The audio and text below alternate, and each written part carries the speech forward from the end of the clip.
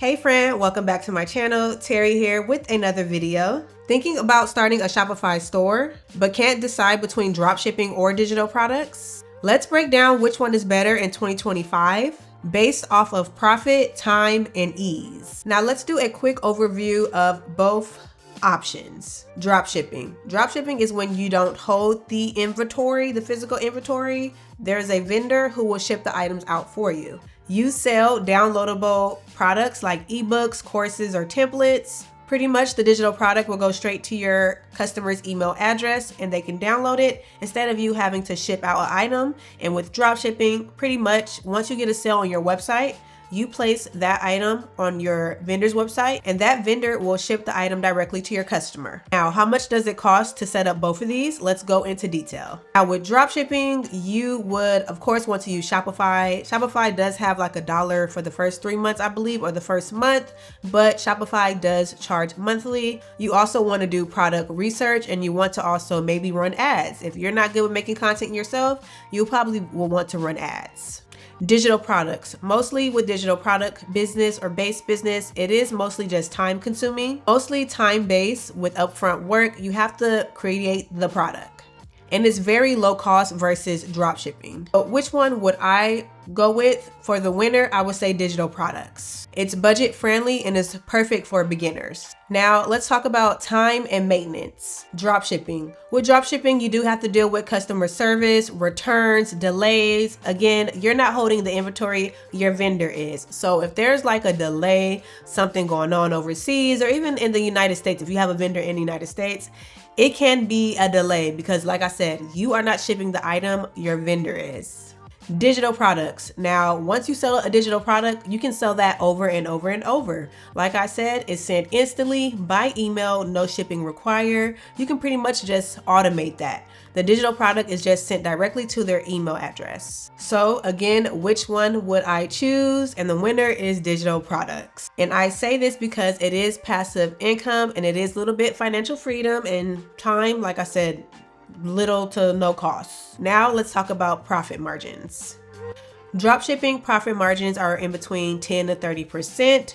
You understand you have to, pay that percentage to your vendor to get it to your customer, and then you take, the remaining profits. Now with digital products, the profits can be 70 to 90%, dang near 100 minus, the taxes and whatnot. But pretty much with a digital product, it's all profits and you get to keep that money. And again, digital products is more long-term and profit margins for greater potential. Now let's discuss skill set and learning curve. Now with dropshipping, it does require product research, add skills. You gotta know your stuff. You can't just start dropshipping, if you didn't know market research. Now when I had my dropshipping boutique, I did have a plan. Pretty much my marketing strategy was to create an ambassador program, and that's how I made that 14K within like a year and a half. I wasn't making sales when I first started. I think it took me like 6 months to make sales when I had my dropshipping boutique, and it was closed at that. Not saying dropshipping closed is not in, you can still dropship. You just have to have a marketing strategy behind it, friend. You can't just randomly start. The sales will not just come if you just make the website. Now with digital products, all you have to do is make your digital product on Canva or even Google Docs. And then from there, you'll just want to design your digital product, maybe throw in some graphics and try to teach, of course, something that you already know that you can teach off the top of your head. Whatever your friends and family come to you, try to create a digital product on that, whether it's an ebook or course. There's so many options out there.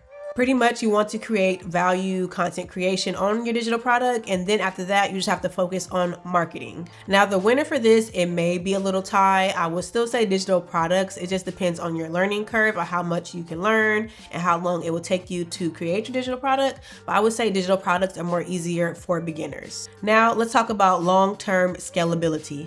It seems like at some point you may actually want to build a brand, maybe stop drop shipping and maybe do wholesale, but then that costs a lot. Maybe you already have a target audience and the money for that from drop shipping. With digital products, it is a little bit easier to sell. I'll be honest, I do sell digital products myself, and it's definitely easier to build an audience. And of course, with digital products, you can create so many. Pretty much you can start with $0 as well with both, but for digital products, you can keep creating and you can do upsell of more digital products, ebook and courses, or even templates. So in 2025, digital products are probably a little bit more easier to start as a beginner entrepreneur, especially if you want a long-term business model. Pretty much with digital products, you can start the business from home. As the same as with dropshipping. Honestly, you can probably do both from home, obviously, because with dropshipping, you don't hold the inventory, but I would definitely recommend digital products if you're a new entrepreneur trying to make money online. Let me know in the comments which one are you thinking about starting, dropshipping or digital products. Check out the link in my description for freebies if you do need a little bit of help deciding, and I'll see you guys in the next video. Thanks for watching. Peace.